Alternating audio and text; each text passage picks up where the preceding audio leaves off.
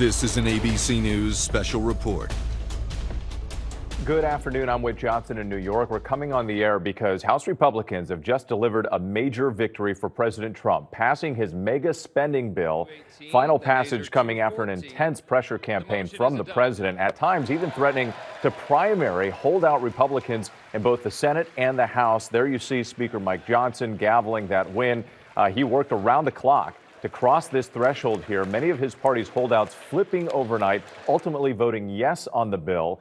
Conservatives and moderates, though, raising some concerns ahead of this vote about cuts to Medicaid, which will cause an estimated 11.8 million Americans to lose their health care. Some also concerned about the price tag, expected to add $3.4 trillion to the debt. President Trump has disputed those estimates.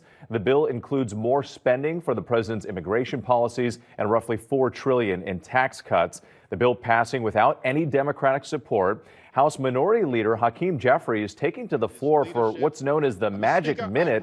He ended up speaking for more than 8.5 hours, breaking a modern-day record, railing against the bill, warning it will have a devastating impact on millions of Americans. President Trump calling this one of the most consequential bills ever.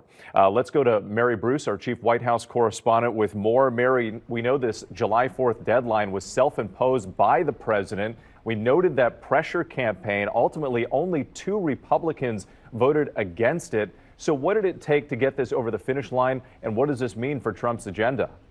Well, Whit, there is no question. This is a massive victory, a huge win for President Trump, by far his biggest legislative victory so far in his second term. But this did not come easy. The president and Speaker Johnson had to put down a Republican revolt. This took a lot of arm twisting, cajoling, and haggling. The president deeply involved himself. He's been working the phones over the last 24 hours, even meeting here at the White House with the holdouts in person. Whit, at one point, he was even handing out Trump merchandise and swag. And of course, the president was willing to give them assurances, especially about how this bill will be implemented. But he also warned that there would be consequences for any Republicans who opposed this. We have heard him in recent days and weeks say that he would primary anyone who got in the way of his agenda. So those Republicans who voiced concerns, one by one, we saw them caving and falling in line over the last 24 hours, despite many of their objections and concerns over what this bill would do to the debt, the $3.4 trillion it's projected to add to the debt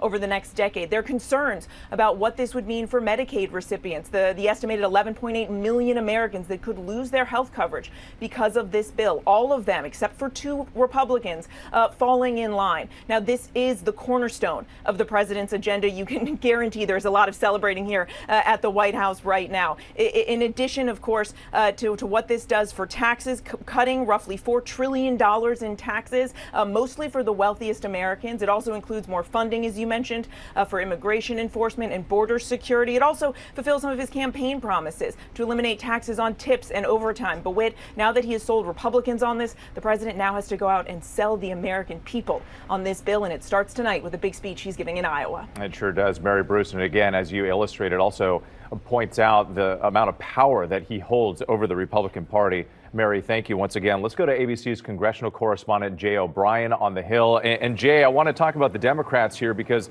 House Democratic leader Hakeem Jeffries, we talked about that marathon, that record-breaking speech on the House floor. He warned all of us that he was going to take his sweet time. He said he felt obligated to do so. But Democrats were powerless. They just didn't have the votes. So what message was he hoping to send here?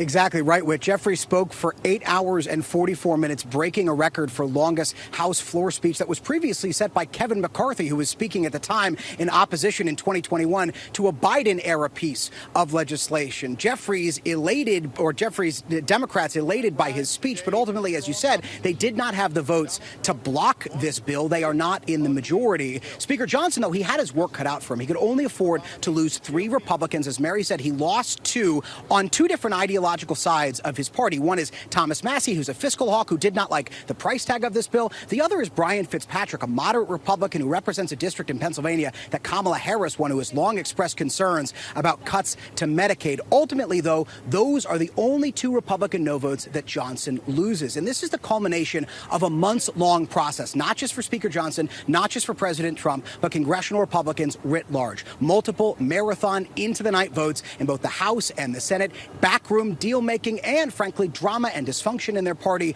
on full display in both of these votes. But they pull it off, and they pull it off right before that self-imposed Friday, July 4th deadline from the president. A long night on Capitol Hill, and Jay, I know you're awake through most of it. We appreciate you and the entire team. Thank you. Once again, our breaking news right now, the House passing President Trump's sweeping spending bill, that big, beautiful bill. We're going to return you now to regular programming. Of course, our coverage does continue on ABC News Live and abcnews.com. And then I'll be right back here with the entire team for World News Tonight. I'm Whit Johnson in New York. Have a great day. This has been a special report from ABC News.